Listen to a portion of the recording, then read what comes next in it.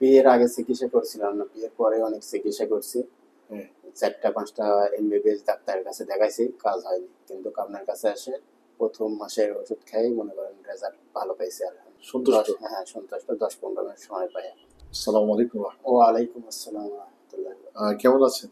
আলহামদুলিল্লাহ ভালো আছি। মাশাআল্লাহ। আচ্ছা, বিয়ে হয়েছে কত বছর? 6 বছর হচ্ছে। কি সমস্যা নিয়ে সাক্ষাৎ করছিলেন?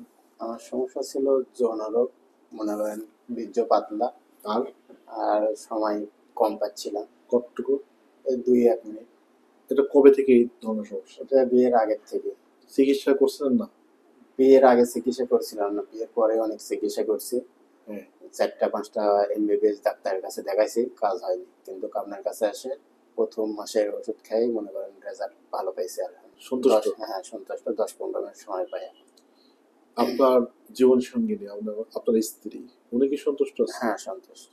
আপনাকে এটা বলছে? হ্যাঁ, বলছি।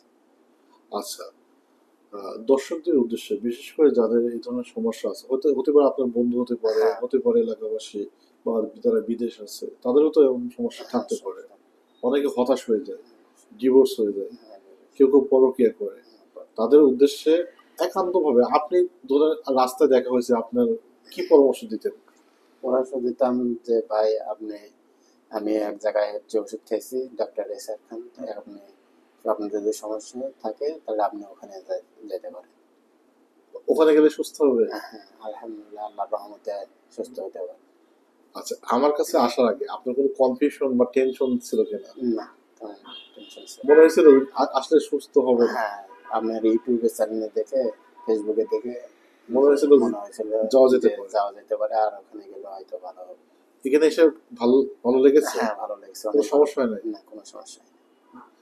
তো ঠিক আছে, তাহলে আপনাদের জন্য দোয়া রইলো, আল্লাহ তাআলা আপনাদেরকে সুখে শান্তিতে রাখুক, মনের আশাগুলো পূরণ করুক। আজকের ভিডিওটা এখানে শেষ করছি। আল্লাহ হাফেজ।